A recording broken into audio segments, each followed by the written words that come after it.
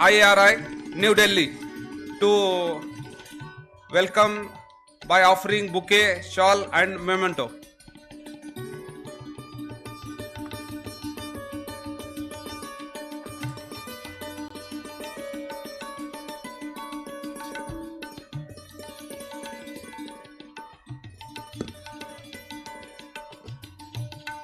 Now I request Dr. Beg sir to welcome today's rapporteurs. Dr. Sunil Mahajan, Principal Scientist, CICR, Nagpur.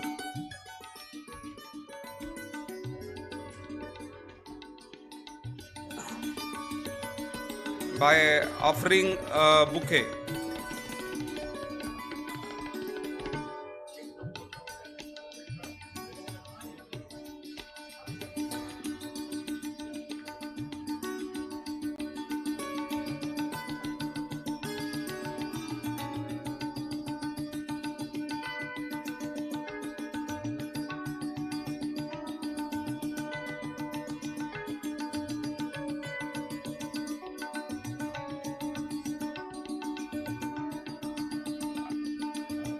I request Dr. Beg sir to welcome Dr. Sunil Umate, Officer in Charge, Wheat and Maize Research Station, VASANTRAO NAIK MARATHWADA KRISHI VIDYAPEETH Parbhani, by offering bouquet.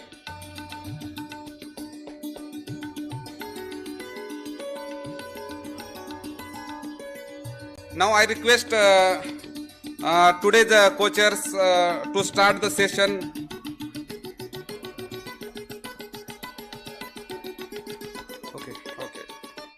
Okay, sir.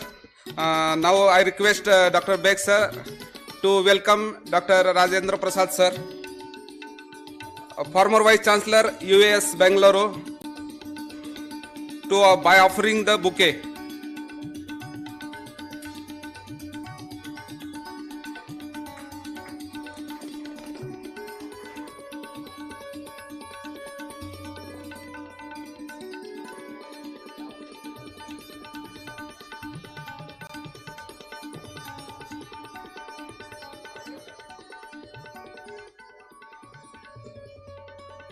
Sir, now I request today's co-chairs to start the session.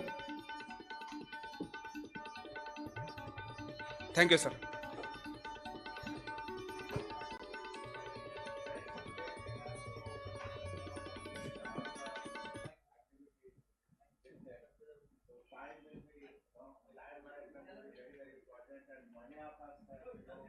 Flight by evening flight.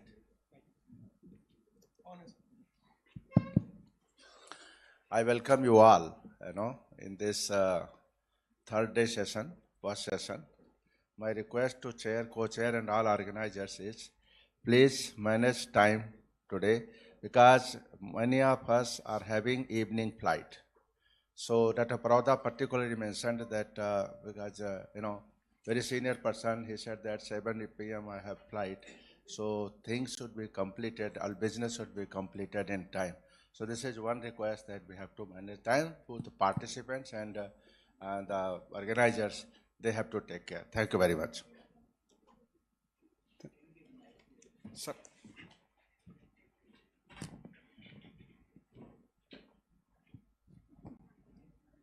So thank you, the Honorable Vice Chancellors of this University, Dr. Indramani Mishra sir.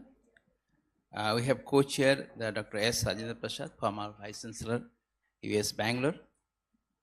My friends from different sectors, mostly my senior friends from IRA, as well as the people from working in the different sectors in the different crops concerned. And it's very important session that protections of varieties for augmenting seed supplies and export. It is a very important, I will not go for so much of details of this program, but at least I can say my thanks to the Honorable Vice Chancellor to inviting me for this particular session. The important point is here that we have to have a plant protection varieties, what we have already in the legislation in the 2001. And we are mostly dealing with the many crops until today.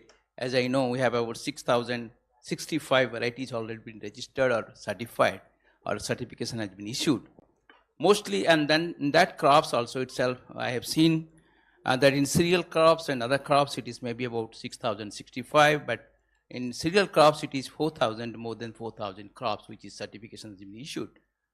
If you're concerned with the other crops like fiber and vegetable crops, we are still behind to protect that varieties under this law. So it is about 500 or so, but in other crops like oil seeds and other crops, it is very, very less. So I'll not go details of this PPPFRA authorities which is done in India itself, but I must say that a lot of improvement has been done in respect to this Varietal Act, and particularly for the export purposes, as you mentioned, is very, very essential for us to have the protections of these varieties, as well as the varieties which is also given in the farmers itself, the rights to the farmers, the rights to the breeder, which is very, very important nowadays when you go for this, protecting our varieties and with respect to the license. Now, a lot of varieties has been protected with respect to the licensing of varieties been done by the both public sectors itself. And many of these companies also taken the advantage of that, which is very important to note that. In case of in vegetable, if I say in horticulture crops, a lot of varieties has been issued or given particularly for the parental metals to the private companies. And that also need to be have protected under this law, which is very, very essential, but most of the cases is not been done. Till today we are still lacking. As I mentioned, there are a lot of varieties, about 587 varieties which released and notified through this ECRIP trial, but hardly it is less than 10% of these varieties have been certifications given, which is really a concern to the people, to the breeders as well. As per the farmers, varieties concerned, I think a lot of varieties, the most certification is given to the farmers variety itself. I think now we have to take off all the varieties together, the land races and other things for this. So I'll not go the details, so I must say the chair, sir. So please, if you have some words, please. Thank you. So good morning to all of you. Again, the protection of the variety is the most important thing from the intellectual properties view. For the protection of these varieties and registrations, the most important factor which we are thinking is dust characters. So here, of course, the PPPFRA has done a lot of exercise. In the beginning, the NSP, National Seed Project, has worked out how we should characterize and what are the character to be considered for the registration and all. So I will give my remarks at the end of the session without taking my time, your time. So I call upon the first speaker, that is Rahul Hagens from Netherlands. He is going to speak on trends, innovation in dust testing with focus on horticulture varieties. Thank you.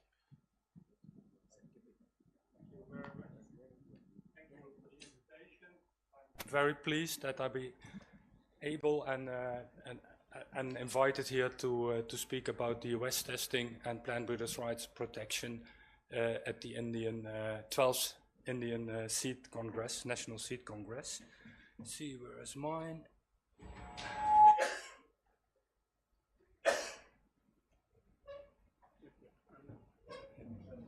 Yeah.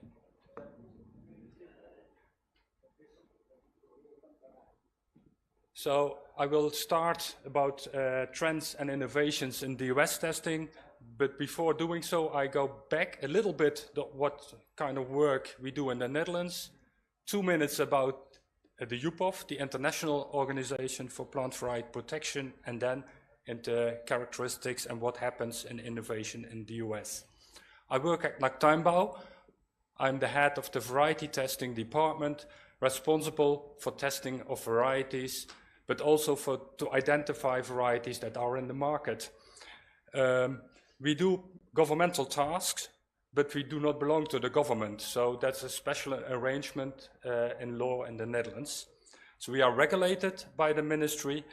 We are non-profit, and everything is paid by the business. So it's not paid by the government, this type of research, also not inspection in the Netherlands, and laboratory work, it's all paid by the business community.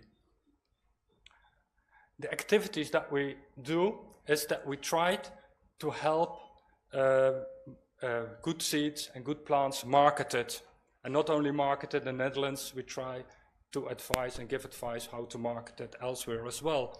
So we do that in cooperation with our National Plant Protection Organization, so especially for phytosanitary issues. We are also responsible for import and export phytosanitary control. But we work together with the industry branch organizations, but also with other countries that we know what they need as a level for import. Then the other thing we do that is not obligatory, we do that on a voluntary basis as organization. We work together in projects. A lot of these projects are government to government, on plant breeders' rights, on plant health, on plant reproductive material. And the third goal we have is to introduce things that are tested in universities, like here in India, to incorporate it in our tests as soon as possible, that we can make use in practice. So we have an R&D facility, but that's really a practical work we try to do. As I already mentioned, one of the departments is about variety testing. It was already mentioned that testing for varieties is based on distinction, uniformity, and stability, and that is what we have to test for new varieties. You were talking about numbers in the introduction. We have in the Netherlands, around 2,400 new varieties each year. And we all test them for all different kinds of crops. So on a yearly basis, we have around 900 different species in our facilities. Then, internationally speaking, you use the US, and that's based on the UPOV principle. That plant variety protection is based on morphology, and to recognize varieties is based on characteristics. In the International Union for Plant Variety Protection, we talk about plant breeders' rights, but it's also to the benefit of society. So, in these regulations, they try to have a balance between the benefits for breeders who invest a lot in new varieties, but also to the farmers who have a better choice of varieties. So they can make use of their own varieties. Intellectual property rights do not have any influence on multiplication of varieties that are already farmers' varieties, of varieties that are developed by farmers. That's nothing to do with it. But farmers have the possibility to use other varieties that are bred by breeders as well, other professional varieties. So it's about choice. And it's also about choice for the public. As you hear, you have a lot of offer in vegetables, in fruits, but also in cereals, and you can have a better choice also as a consumer. So it's not only for breeders. That's what I would like to say. If you would become a member of UPOV, it has a number of benefits. There is nowadays a universal and multilingual application form. So for breeders' rights protection, all the members within UPOV, you can already mention, I would like to have protection in the Netherlands, I would like to have protection in Korea and in Japan. Then you can just tick a box and you will have automatically applied in several countries. We take over reports. We have not knowledge in the Netherlands of all crops. We have not a lot of arable grounds, so cereals are tested by other UPOV members, not by ourselves. We do not have the knowledge, and we do not need to set up a lot of, research and testing to obtain this knowledge. So we use other information from other countries and take over reports as well. But we also develop with other member states in UPOV SNP sets to identify varieties on the basis of molecular markers, or to use it as to find best references in the field side by side. With several countries, we have also common databases. In Asia, for example, with Taiwan, in Phalaenopsis, it's orchid, and they have a lot of breeding activities in Taiwan as well as in the Netherlands, so we decided to combine our forces, and we have one database available. So if a variety is already known by the database to be grown in Taiwan or Rigoset in Taiwan, we will get this information based on molecular data, and vice versa as well. I think this is good to know. That has all kind of benefits between countries as well. As already mentioned, you have your PVP Act in India as well. It's promoted by Prime Minister Modi, so it's on the website. And in fact, the testing is really similar. The basis is also really similar, but there are some minor, in my opinion, minor, but they are very important differences. I think the two ones that are really different is in UPOV we are calling about farmers' privilege. And then, as already mentioned, varieties that were local varieties or varieties that are non-protected, farmers can do whatever they want to, also within the UPOV system. But if a variety is protected by a breeder, there is a farmer's privilege. And that means within the UPOV system that farmers can use farm-safe seed to multiply it themselves for their own use.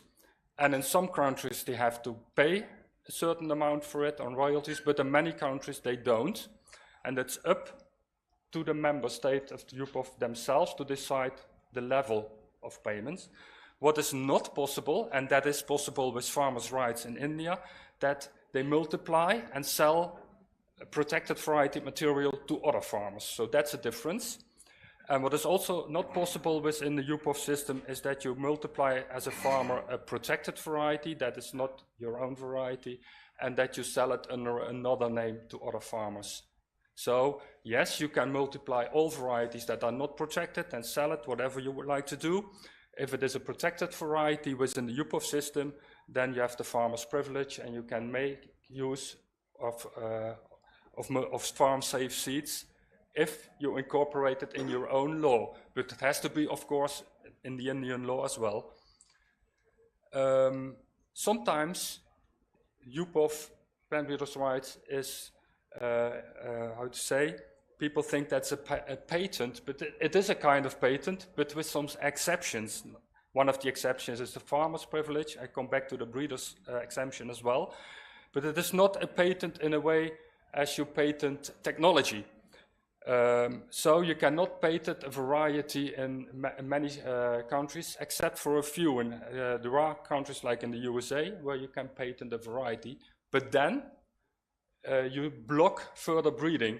So in fact, and that's why I said there are minor differences.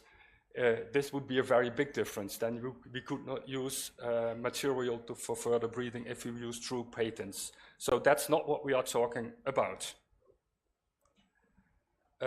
One more thing about UPOV, there is also the breeder's exemption. So with protected material, breeders can use varieties of other breeders to grow and to breed new varieties. And that's also very important. If you have a good variety protection system, new varieties will be introduced in the country, and you see that local breeders can make use of these germplasm to breed their own varieties. And that happened in countries like Vietnam and Korea, which are not so far away from here, starting, I think, in several other countries in the Asian region as well, and in China, of course. So a lot of influx of new germplasm was introduced, and once your seed sector is developing, and it is, there are breeders in India, they can make use, and they already do so, of germplasm that comes in, and I think that can be even better in future. So now, about new developments in the US testing. I think this is an interesting one already. We come back to that, I think, a bit with new species, but we are testing now for algae, different species, and we have to develop protocols how to do it. And in this case, we do not test on our own premises. We make use of one of the institutions about seed, about, how do you say? It's an institute that also research already what is grown in our sea in the Netherlands. So I have like around 8 topics, I think. 1 minute per topic, that's all right. Disease-resisting testings become more important in DOS testing, I expect. It is already very important in vegetable testing, but you see that it will become more important in crops like the bigger crops like rose and chrysanthemum. It's not yet in the protocols, but I expect it within a few years. It will not become obligatory within the UPOV. So they will be introduced in UPOV guidelines, but without obligatory characteristics, because many countries, they said, we are not capable to test for disease resistances. So please, you can make use of it, but it's not obligatory. And all these tests become more and more standardized. And that's what I already mentioned with harmonizing the protocols and harmonizing isolates. And there will be more available through, for example, Plantum, and there is a project now in Europe, HarmoRascol. And with HarmoRascol, you can also obtain standardized isolate, but also standards to test disease resistances. So that's good to know. The problem with many new diseases is that they are based on minor genes, and then it will be very difficult to use them as a UPOV characteristics for DOS testing, because we can not judge easily the uniformity. With major genes, it's black and white quite often, and we can make easily decision if a variety is uniform for this characteristic. It is more difficult if minor genes are involved, which is the case in many diseases. Legal issue. Legal issues are changing. There are more cases of infringement, but also more cases that breeders do not accept a report. So we should be very transparent in the way we work. That has changed in the last 10 years a lot, and it will change in future. But there are other legal issues that influence DOS testing, limitation on the use of pesticides in agricultural resources. So we have to adapt our DOS trial like farmers has to adapt their way of growing. And other things that has influences the Nagoya Protocol, phytosanitary issues, that it becomes more difficult to obtain seeds or plants as a reference in the fields. Even patents sometimes cause a problem. There is now a patented virus, TOBRFV, in tomato. It's a very important disease in tomato, also in India. But if you would like to breed new varieties that are resistant, then you have to go to Bayer. Is it Bayer or is it? It's one of the big companies, and they patented the isolate, which is, of course, in my opinion, ridiculous. So there will be lots of international debates on that, I hope. What you see, that is not the case in India yet, that the same report for DOS is used for a national list as well as for plant breeders' rights protection. And in the Netherlands and in the EU, there's now also the same discussion. We use only one test for both, and that makes the registration faster and more easy. So you can apply for protection, plant right protection, and at the same time for registration in the national list. And that might be an idea here as well, because now you have a national list per state, and you have an application for plant breeders' rights for the whole of India. So that might be an issue to discuss. DNA, all through in the US, we base the decision for plant right protection on morphology. We make use of DNA in many cases. We make use of DNA for disease resistance characteristics that we have shown that with a marker we can already prove that it is resistant to a certain disease or susceptible, but also for male sterility, for example, and then we do not have to grow a cabbage or a cauliflower into flower because we already know the characteristics. We use it to maintain our reference collection. For tomato only, we have 12,000 different varieties in our database system, and we would like to know which are the 2 or 3 best ones we would like to see side by side based on morphology. And we make use of data sets to select varieties that we would like to see in the field. And we also use it, but that has nothing to do with the US, for the control of trueness to variety in onion and tomato. Our inspectors, if they are not sure in the field if the variety is true to type, we can make use of this SNP set to find out the type, the variety. Of course, what kind of characteristics we're testing in the US is changing, and it's already mentioned there are other breeding goals. Content, like here in hemp, CBD or THC, we are testing in the Netherlands for the US because these are the most important characteristics for this crop. Resilient varieties with wider adaptability. We do not have applications where we really have to test certain characteristics, but I expect to do so in future. We have a lot of new species, not only in ornamentals, but also in algae and mushrooms, and that might also change the way you would like to work. Of course, there is a lot of new varieties, especially in vegetables, but also in agricultural crops, with new resistances to biotic stress, but also characteristics like early maturity or synchronous maturity might become more important. And if you have no other characteristic to separate, it might be important. And insensitivity to temperature and light is important in the European situation. We would like to grow varieties under colder conditions, so we need less energy. New breeding technologies was discussed already a lot yesterday, and what we see is that we expect to receive more varieties because it's more easy to breed new varieties with certain characteristics. You already mentioned all the techniques, so I will not repeat it, but it will also lead to more essential derived varieties because we will get more varieties that are exactly the same as an original variety with a certain additional characteristic. Image analysis, we are already using image analysis for certain crops to measure certain characteristics, but I expect this will, especially in the registration of ornamental plants, will have a huge impact in the near future. We tried already several projects to characterize varieties based on, with the help of image analyzing, and due to the fact that in the US testing the numbers are relatively low, it's not yet in use a lot, but I expect that will change in the due future.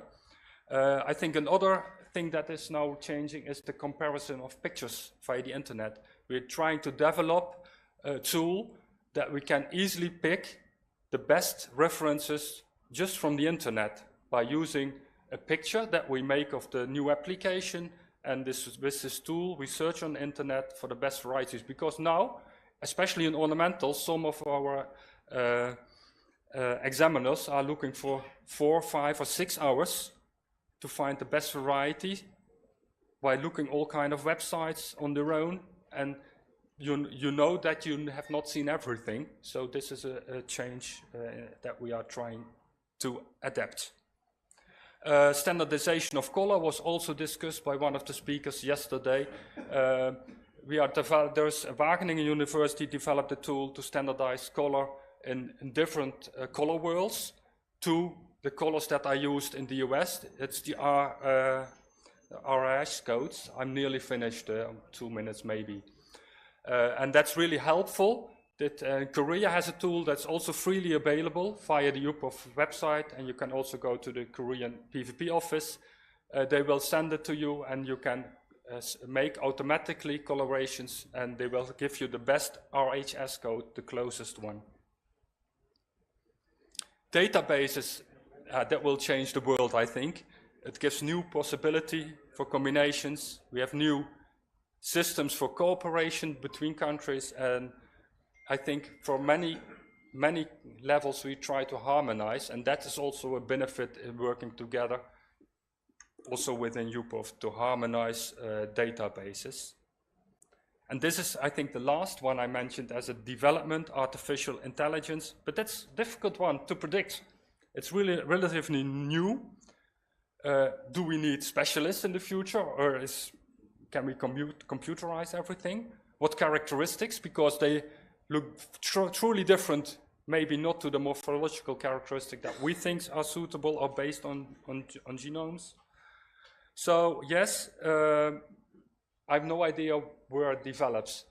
What are the acceptable distances between varieties based on artificial intelligence? That will be a whole debate, I guess. Oh, I have one more, and that's cultural value. Becomes more and more important due to the changes in climate, also in Europe.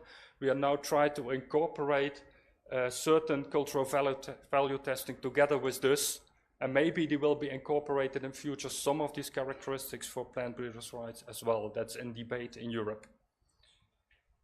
So, I do not know. For me, I'm not sure where it goes, but I know things will change, and some will go very fast and others will take some time. So thank you for the attention, thank you that I was capable to speak here. And you saw some of your colleagues that visited our facilities and disease resistance facilities on the last slide. I think that was in September. September, wasn't it? Yeah. So thank you very much. Thank you for the nice presentations. Of course, we could see a lot of new things in the dust testing, especially in case of image analysis and the disease resistance and things. So now, since only one lead paper is there, I think we can have a questions right now and discuss, then we'll go for the oral presentations. So any questions from the audience, please?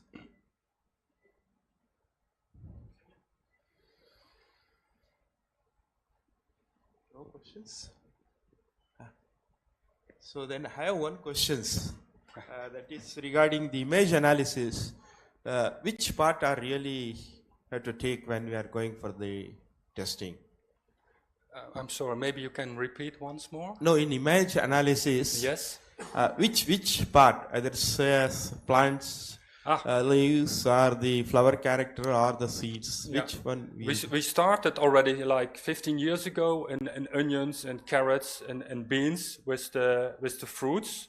So for the size, the shape, the top of the bean, all these kinds of characteristics are quite easy to standardize and to measure automatically. Nowadays we start to do all the fruit characteristics and for example in fruit crops for also the size, the length-width ratio already we try to do it with a camera system in the greenhouse. And I expect that we can also make use of it for certain leaf characteristics, but also for example, the growth speed. That's also one of the characteristics in many crop. And now we have to go into the greenhouse ourselves every 2 days to see which one is the highest at the moment. And that's characteristics that can probably be easily be automized. Okay. Now one more question, because you said there are legal issues or more cases are you are expecting. Yeah. What is the nature of legal cases we are getting in this one?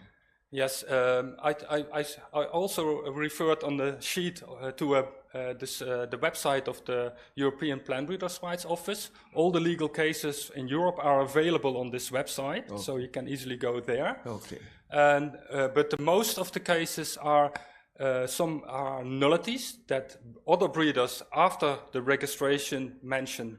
Oh, but this variety was already in the market and it should not be a new variety in Europe. So we had some cases about nullities.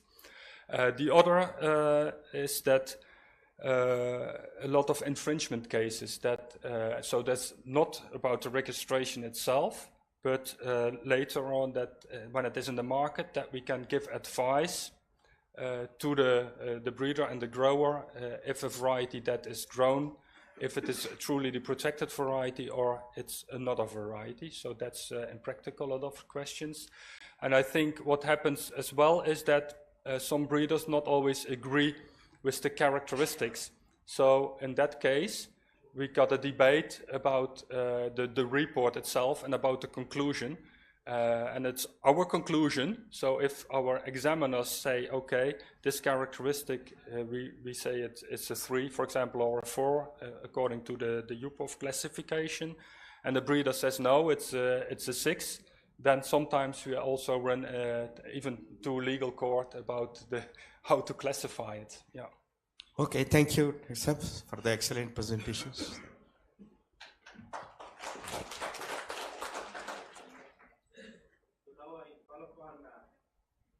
Dr. A.K. Embram is going to from Calcutta.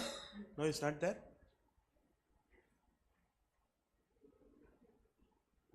Okay, then I call upon S.K. Chakravarti, plant image analysis using deep learning methods.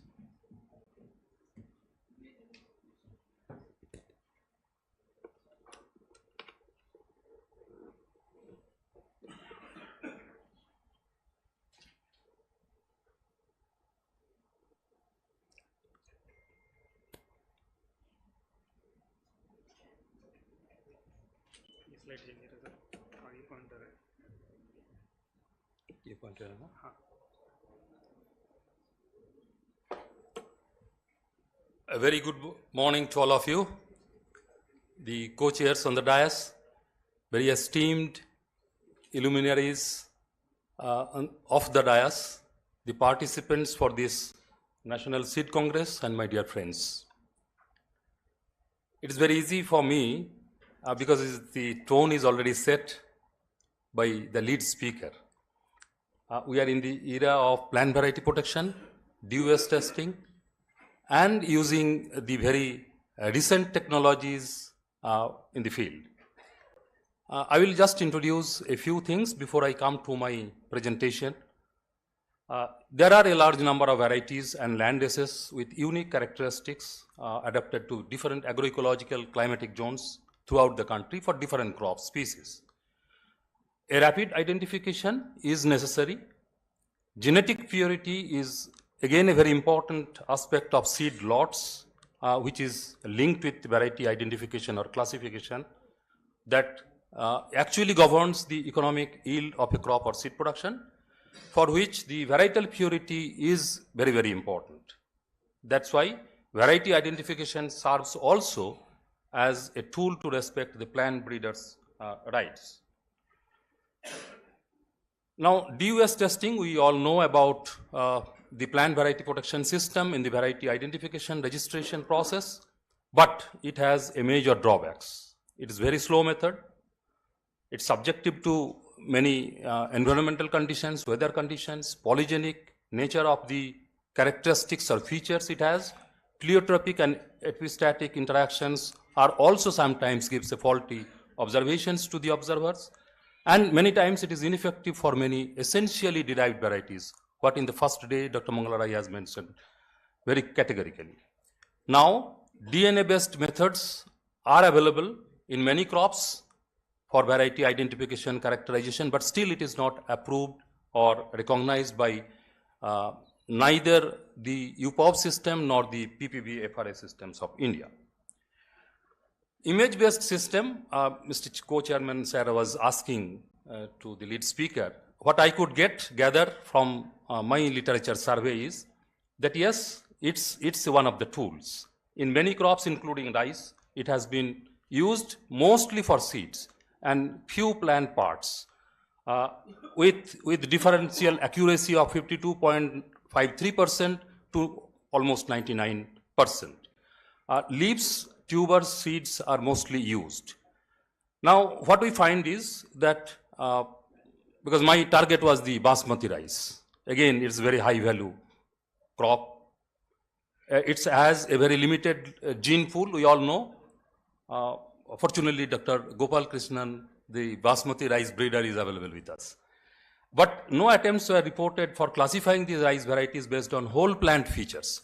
To my best understanding and knowledge, I could not find any report on whole plant image analysis in this area. So that is missing here, and deep learning methods have not been used.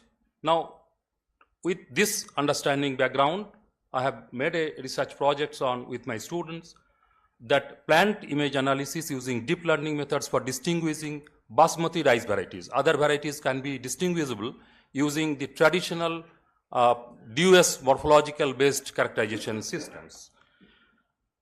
Now, in this, objectives were set like to distinguish the varieties based on morphological characters of plant and plant parts at different growth stages, as we do in all crop species for DOS testing purposes, and then to analyze the image using deep learning methods for variety identification. Now, we have taken available basmati varieties, 12 basmati varieties, 3 long grain aromatic varieties like Pusa Sugan 2, 3, and 5, and 1 non-aromatic varieties. So total set was 16. Now, these methods were framed as that 49 characteristics, which is our PPBFR essays out of 62 that I have collected for distinguishability, uniformity, and stability purposes, and the classification was done using these characteristics.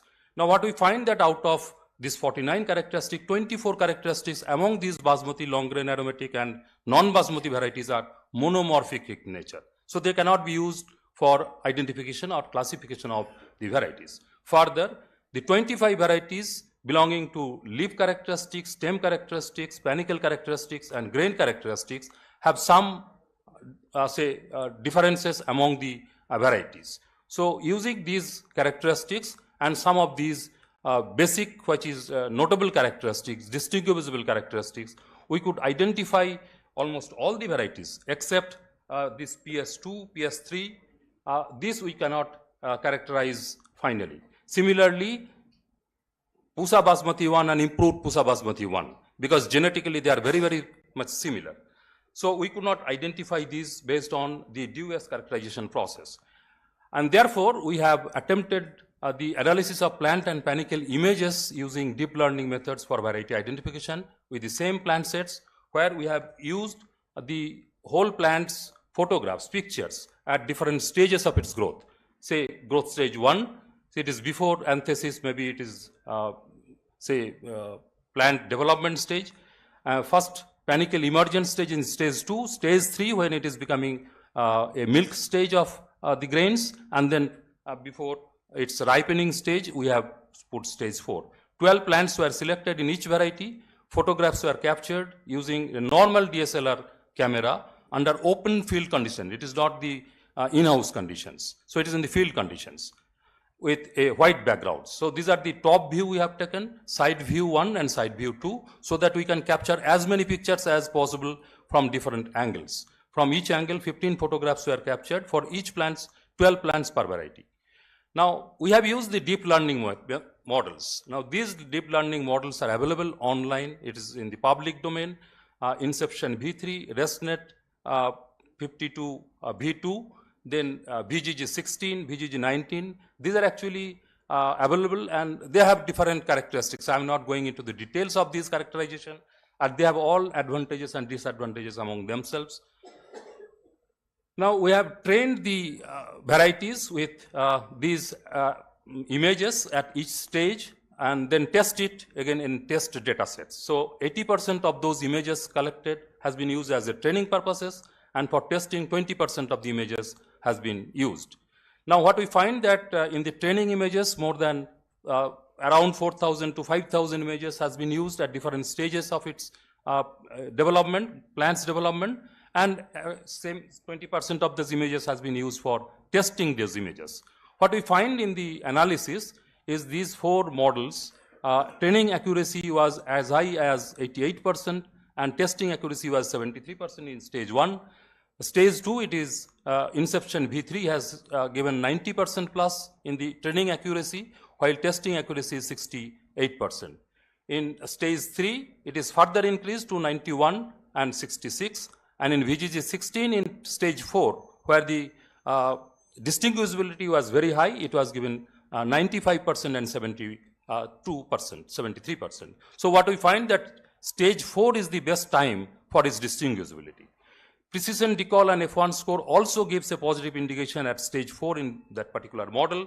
Pairwise classification has also shown that there is a 90% or 71% testing accuracy is possible among the basmati varieties, where the high similarities in the pedigrees is available.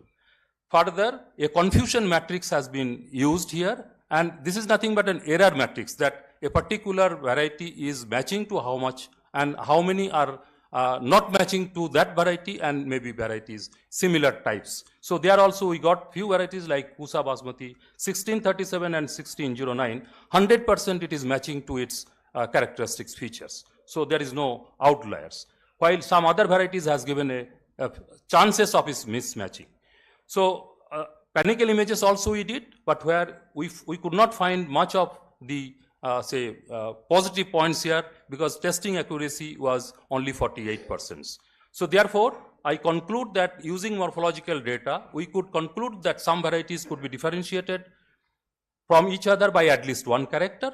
This method is only limited to technical persons who can correctly classify the varieties. However, Pusa Basmati 1609, PB 1509, 1692 could not be differentiated from each other based on DOS characterization. But deep learning algorithms of varieties classified it overall accuracy is 73%. What to my understanding and discussions with the computer scientist is fairly good. Pusa Basmati 1637 and 1609 would be classified to a 100% level, accuracy level, and varieties having high genetic variability, similarity, could be misclassified. VGG 16 model was the best to classify the varieties using deep learning algorithms. Still, I could find that this is the very first stage of our characterization and research at India and in the world, I believe. The deep learning algorithms definitely have positive results it has shown in the field of variety identification. Creating a data set with larger number of images in all possible scenarios can help improve the model performance, because this model performance depends upon the large data set. A small data set may not be always good. Multi-season, multi-location image can be incorporated in the data set to make the algorithm more robust and reproducible.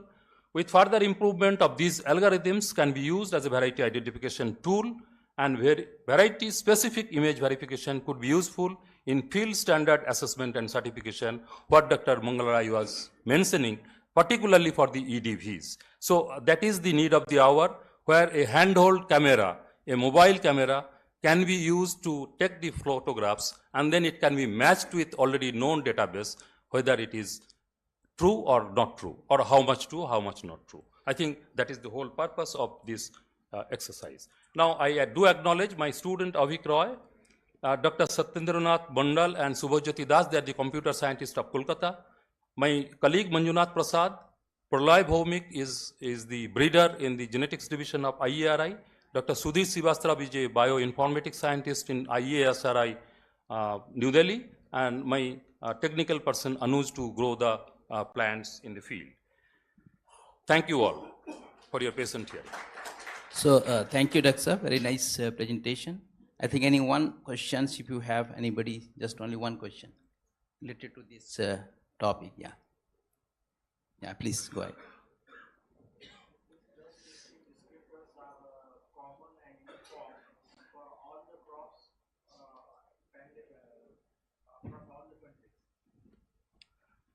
I say my first answer is no.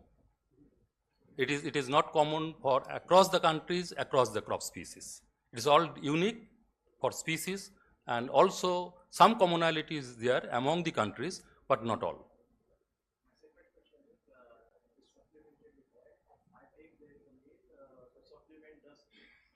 There is a need to supplement the dust testing, which we do on the visual observations. It should be supplemented with the molecular markers for each crop. I think that's also under a review in the Plant Variety Protection Authority, Government of India. It is not yet recognized, neither by the UPOP nor by the PPBFRA authority. Thank you, Dr. Yeah.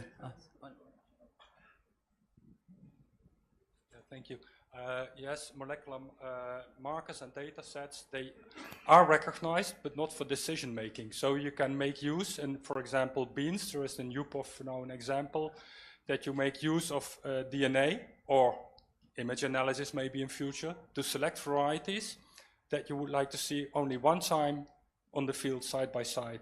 So for bean testing, it is possible, although officially in the UPOF, it is a 2-season test, that you test only for one season because you already have the molecular data available. And so that's the first step. It's not fully based. Decision cannot be fully based within the UPOF system. Yes. And of course in India, you have to make your own decisions. So in effect, yes, gradually changes are already done and made. Thank you. Just, okay, that's one question for me. So that does not depends on the, particularly the photography, if it's not done properly.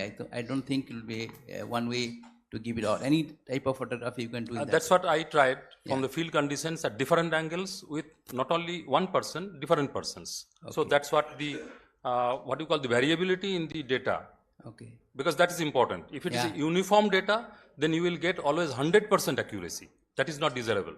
In any computer scientist will not agree to that. So what about the, as you mentioned about the multi-location data and all the things from the different locations of this particular So variety? that we have not done. It is only first year study from us. That's why I told in Yeah. the future prospect that it should be very robust. Okay. Thank you. Multi-location, multi-years, Yeah, it is different important. situations, because rice is grown in different situations. Yes, Many yes. crops are grown in different agroclimatic zones. So all sort of data should be accumulated, then the model will be very robust, Okay. reproducible. Thank you, Dr. Thank you. Oh, one question. Sir, can we use these deep learning methods to test the uniformity at field level? Uniformity. I think our whole exercise is to make a sort of high genetically pure material in the field levels. That's what my understanding is, that if we can grow a plant and at particular stage, I cannot differentiate among some varieties. Some varieties can be differentiated well, but many varieties where genetic similarity is very high, particularly EDVs, and I cannot say recognize those varieties from one to the second one, EDV. So in that cases, this uniformity is very important. You all should understand that uniformity is a factor of distinguishability, and stability is a factor of distinguishability and uniformity. So if distinguishability is missing, uniformity cannot achieve. So if uniformity is not there, stability cannot reach. So this is a fundamental principle in DUS testing for plant variety protection. So uniformity is very important, not only for field testing, but also for the genetic purity testing or in the certification process. Sir, my question is to you, sir. Yes, please. Impressed by the data, and we tried a similar exercise for example, and Germany and the Netherlands, with similar results also. Right, thank you, thank you. 90 is really high already. I think most of the time we not came up to 85%. Right. Sir, one question for you also. Yeah, uniformity. And what about the use of molecular markers to test the uniformity? You have shown the advantages of markers for discriminating the varieties on resistance or susceptible type. But whether it will be useful to test the uniformity with molecular markers, and if it is so, what genetic distance we are going to standardize for making the, especially in open pollinated varieties? With open pollinated varieties. What we do so far in the Netherlands is that we do not use it. We do not use these molecular markers in the decision for DOS.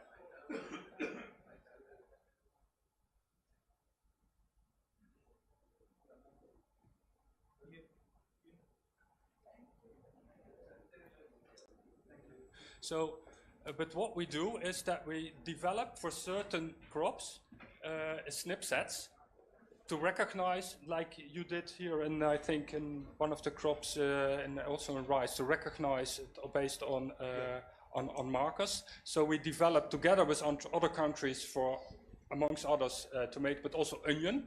We have a SNP set on which it's publicly available, and you can recognize all different varieties that we have tested from Japan, China to Europe and the US.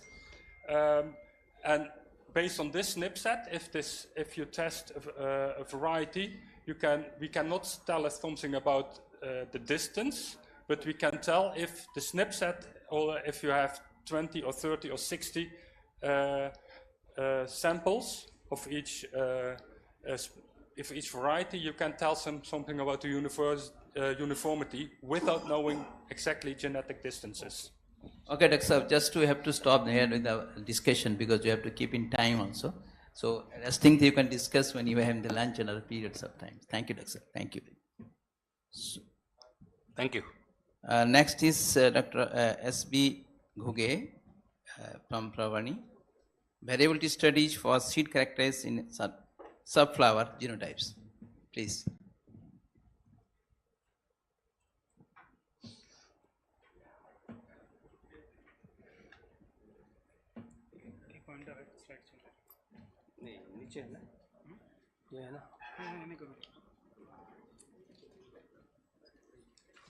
Welcome,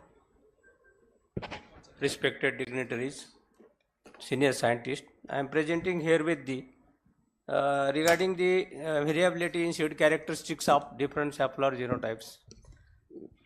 Sir, my study is safflower genotypes. In this regard, as per the DUS guidelines, I have studied more than 30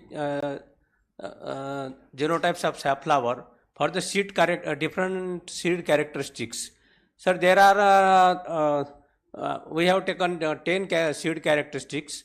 On that basis, we differentiating the varieties as per the DUS guidelines. Sir, first of all, sir, safflower is important crop. In this crop, edible oil important regarding the less low cholesterol, and regarding the point of view of oil, sir, seed is most important in safflower, because on the basis of the characteristics and seed weight, volume, seed length, the hull content most commensurate with the oil percentage. In safflower, thick hulls, they are having less oil content as compared to the thin oils. Mostly thin oils, they are having, the study revealed that mostly thin oils, they are having more oil percentage as compared to the thick oils. So on that basis, the hulls, they are in safflower, variability in the hull content, near about 18 to 59% hull is found in the safflower, as the spiny genotypes as well as the genotypes from Mexican genotypes, they are having the thin oil, thin hull with high oil percentage. Sir, this study having 30 genotypes, in which 15 are local means released varieties, and 3 hybrids, along with 5 wild varieties, 5 wild genotypes, Garthama vagicantha, Criticus, Turkestanis, Lenatus, and Glaucus, and near about 7 Mexican genotypes. Yes, 334, CCCB1, CCCB2. Sir, these Mexican genotypes, they are having more oil percentage as compared to the cultivated species. There are about 10 seed characteristics studied, in which seed length, seed breadth, seed thickness, length to breadth ratio, seed size, hull content, test weight, bulk density, tons per cubic meter, then seed color and hull type. Sir, as differentiation and variability in cultivated species, we are our study found that cultivated species in all the seed characteristics, they are having dominancy in that characters, and in cultivated species, more seed length, more seed breadth, more thickness of seed length to breadth ratio, seed size is also more, hull content is also more, but oil percentage is less. And then test weight, more test weight in the cultivated species, bulk density, color, particularly white color observed in the cultivated species. Mostly released cultivated varieties, they are having white and some of having brown yellowish. Hull type, normal hull type is there. And in respect of the other means, and from that PBNS 12, that variety released by our university in 2007, and now still this varieties, sir, comparatively still since 2007 it is a national check, and as good as Annagiri 1, is more similar to that variety, and Annagiri 1 and PBNS 12, they are having same oil percentage value, and seed characteristics also sure more. As sir, in this study, Nari 6 is spineless variety, which is having thin hull, and as regards, sir, we are also taking the new released genotypes also in that PBNS 86 released in 2018. JSI 99, sir, from Jabalpur. It was very thin hull genotype. Manjira, Sharda. PBNS 40 is also our semi type. Sir, in wild species, Carthamum auxicantha, Carthamum criticus, Carthamum turcastanis, lanatus and glaucus, these are having very less, means comparatively low, less seed characteristics as compared to the cultivated species. And Mexican, all the Mexican genotypes, they are having medium type, means cultivated and wild, low values for wild and medium values for the Mexican types. Sir, these Mexican types also having more oil percentage. So that's why seed characteristics study is important, and these are differentiated as per the dust guidelines. For that purpose, sir, easily we are differentiated these values. Sir, this color, seed color type is for wild species. Carthamum auxicantha seed color is like that brownish color of seeds are there, and whitish seeds, they are cultivated species. Yellowish, whitish yellowish color for auxicantha. Sir, differentiating regarding the seed size, here small, medium and big seed size. The cultivated species having big seed size with thick hull.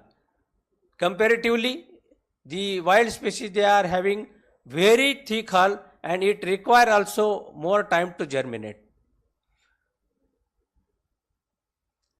And the conclusion, sir, the variability observed for the most of the characters, seed length, seed size, breadth, seed thickness, length to breadth ratio, hull content, seed test weight, and seed bulk density, seed color, and all types of in all the 30 genotypes. The cultivated species, safflower, had maximum range of seed morphological traits as compared to the wild species. The seed color of different genotypes was observed as white, white brown, brown yellowish, normal, and stripped types of hull were observed for the different genotypes. Thank you, sir. Thank you, sir. Presentation, but what I feel, when you are given the characters, as per the dust characters, you can make the groups also. For example, there is a small, medium, and bold seeds are there. Yes, sir. Yes. So what are those genotypes comes under each? So again, color is there. Yes. So like that, if you make the groups, then it will be easy for identification of the seeds and also to characterize the distinguished characters. So that way, if you make all the data what you have generated, I think that will be more useful for the industries. Yes, Thank sir. you very much. Yes, sir. Any quick 1 or 2 questions? Yeah.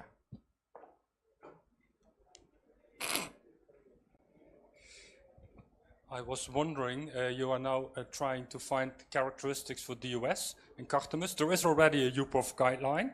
Did you make use of this guideline as a basis? Yeah. Because I know these characteristics you mentioned are also in the guideline. Yeah. So I was wondering, what is the additional information to, did you make use of data from other countries that already have knowledge Yes, also sir. about Yeah, this? yeah. I will. Okay. Any Thank- other questions? Yes, sir.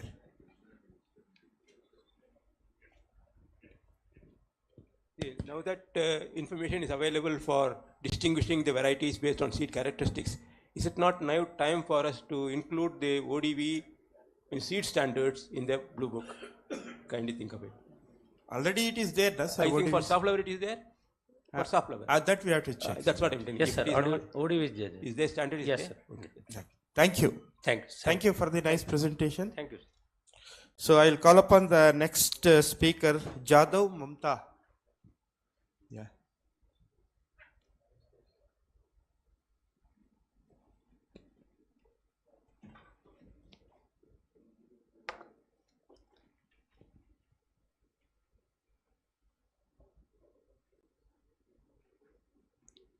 Next.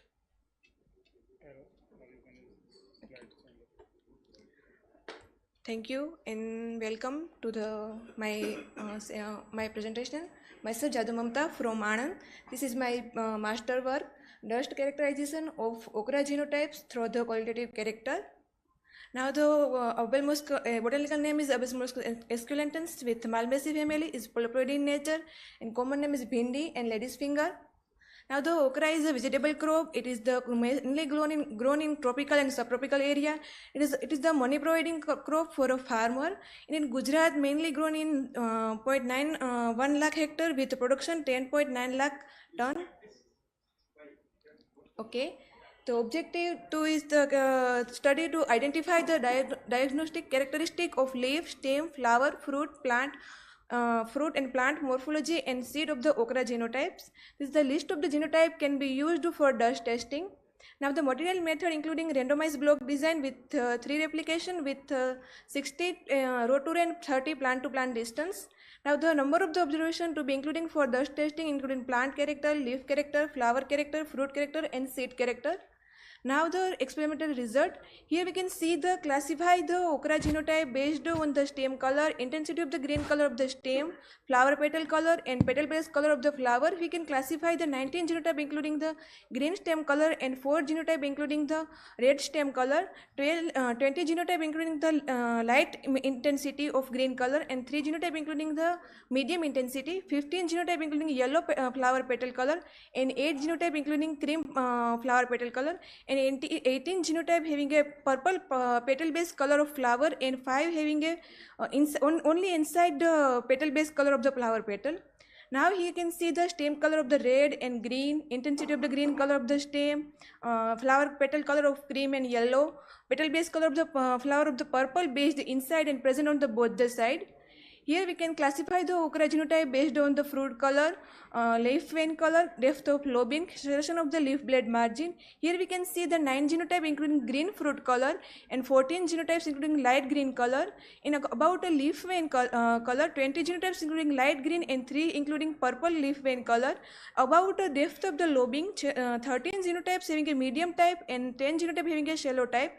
About the serration of the leaf blade margin, 2 genotype are including weak type, 20 medium type and 1 genotype having a strong type serration of the leaf blade margin.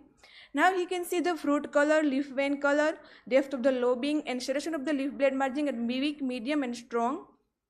Now about classification of the okra based on the fruit surface between ridge, construction of the basal part of the fruit pubescence and the shape of the fruit apex. Here we can see that 20 genotype including the flat type fruit surface and 3 having a convex type fruit surface. About construction of the basal part, 12 genotype including absent type and 11 genotypes having a weak type. About fruit pubescence, 16 genotype having a weak type fruit pubescence, 2 having a medium and 5 genotypes having a strong type of the fruit pubescence. About the shape of the fruit apex, 15 genotypes having a acute type of 3 genotypes having a narrow acute and 5 genotypes having a blunt type of the fruit apex. Now we can see the fruit surface of the between the ridge, shape of the fruit apex, fruit pubescence and construction of the basal parts of the fruit. Now this is the classification of okra genotype based on the color between vein, intensity of the color between vein, seed color and seed hairiness. About 23 genotype, all genotype having a green color of the leaf. and 5 genotype having a medium type of the intensity of the color between vein, and 18 having a dark type intensity. About a seed color, 17 genotype having a green seed color, and 6 genotype having a brown seed color. And about the seed hairiness, 19 genotype having a seed having a present of the hair, and 4 genotype having a without hair. Now he see the intensity of the green color between vein, color between veins, and seed colors, and seed hairiness absent and present. Now for better understanding, okra genotype can be classified based on the qualitative character into the grouping about color between vein, intensity of the green color, seed color, etc. This is the similar to this previous slide. About the conclusion, the assessment of the genetic purity, it is the important criteria in the seed production program. The identification of the unique genotype, it is the help to promote the better utilization for a crop improvement, for a development of variety or a hybridization program. Therefore, a simple and reliable technique need to be developed for a genetic purity assessment and genotype characterization. The character must, which is used to differentiate the genotype, must be competent to the when they are unduly subjected environmental influence. The realness of the genotype can be checked through the relatable morphophysiological plant, fruit, leaf, and flower and seeds. In the present study, the characterization of okra genotype was carried out mainly on morphological characteristic of plant and their parts and seed, out of which some measurable traits are liable to be influenced by the climatic factor. Thank you. So thank you, Mamta. And so I have it's a very good presentation. One or two questions also we can invite from the audience. Yeah.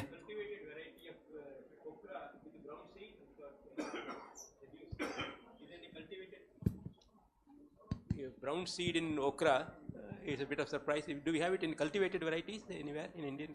Mamta, do you have any brown seeded varieties are there? Ha sir, many about my study, in my research, many variety having a variety. I don't. No, I mean, what I mean is officially released varieties in the country. No, you have to check it because as you mentioned, it is brown seeded mostly in the wild or the derived wild lines it may have. But what are the lines you have taken for that? It is very important. But maybe there in some of the wild species they have. But to introduce that one, and Dr. Saab, you have anything to say? I have a comment. Yeah. Specific to this. Now You speak. we all understand that dust testing is a prerequisite for plant variety protection. Now, once a genotype reaches to a varietal level for its with its testing, maybe in ABT 1, ABT 2, preferably ABT 2, then only dust testing is done. Now, nowadays, it is a tendency because I get a number of theses, MSc and PhD, on genotypes, a sort of variability study, characterization, and they are using the dust characterization for 1 year, 2 years, uniformity, stability. I believe this is a wastage of energy, time, everything. So this is a message to all that those who are the students, those who are the guides of the students, please refrain from such wasteful expenditures. I say academic exercise is fine, but it does serve no purpose. So far as variety identification, release, notification, registration is concerned. So that's my comment. Yeah, thank you, thank you. Thank you.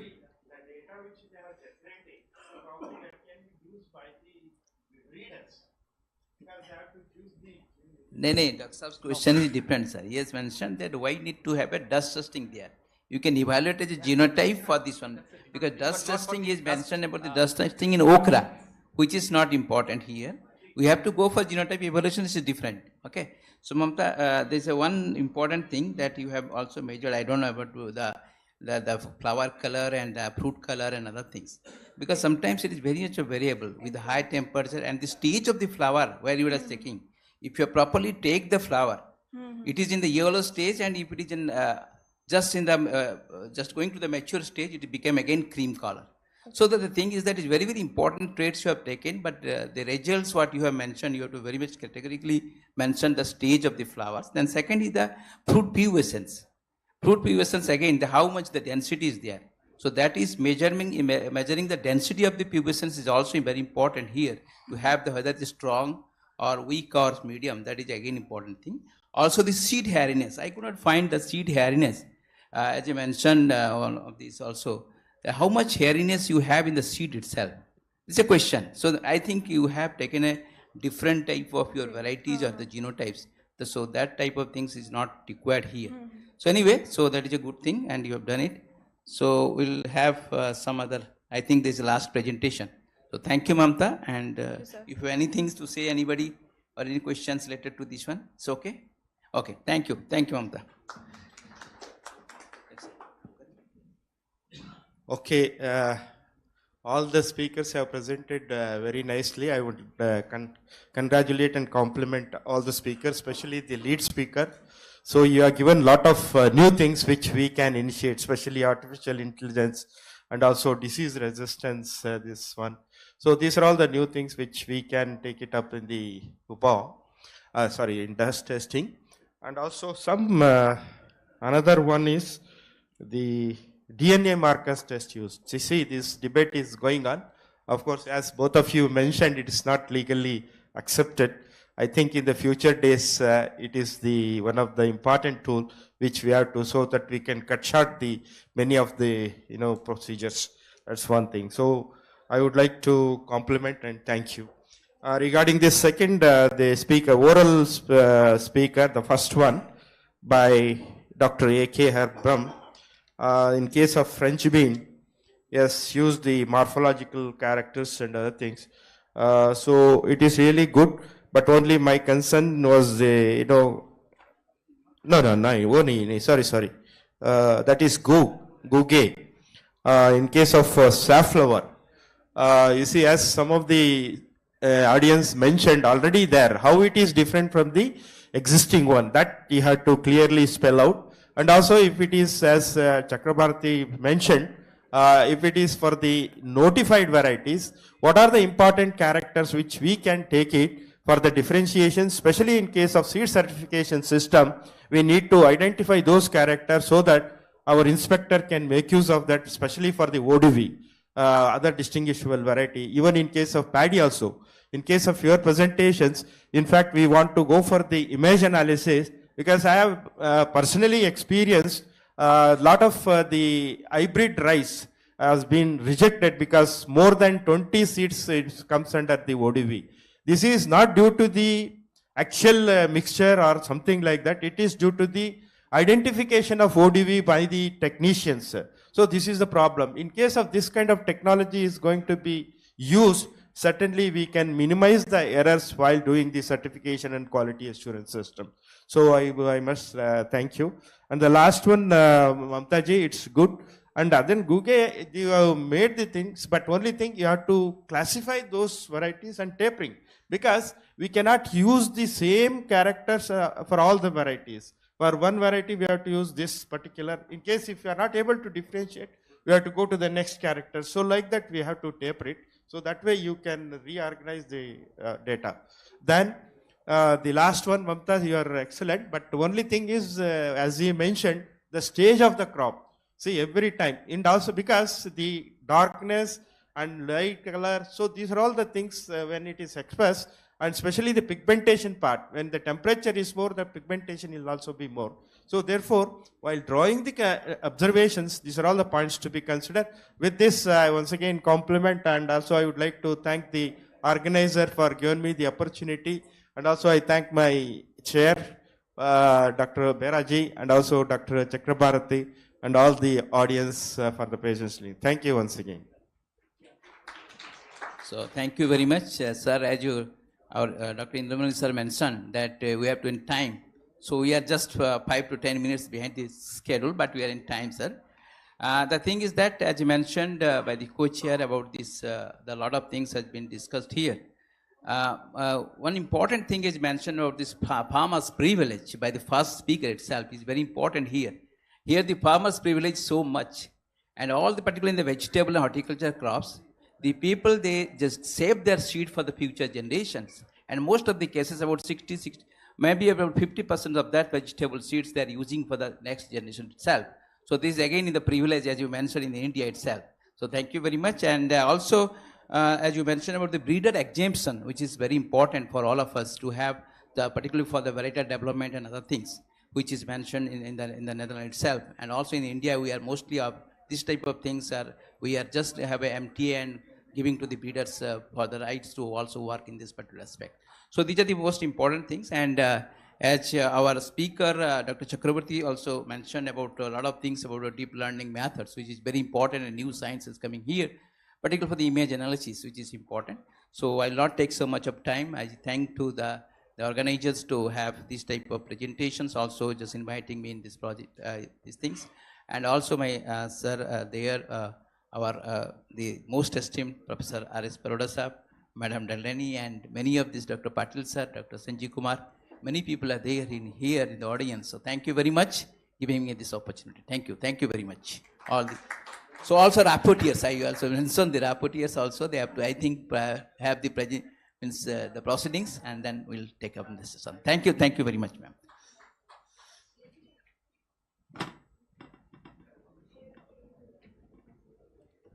Thank you. On behalf of organizer, Dr. Avari sir will present the memento to co-chairs and the rapporteurs.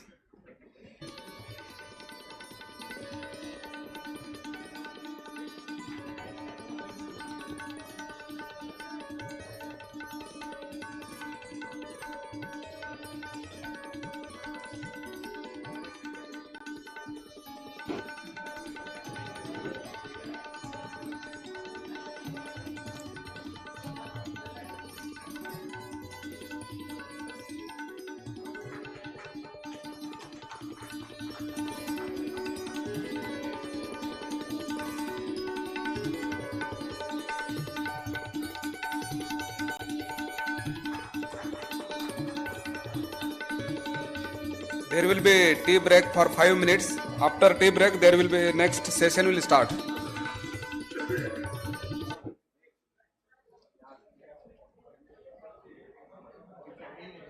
Hello, tea break इस session के बाद है. Next session will start now. So tea will be served in the hall only. Please stay in the hall. We shall continue the session now.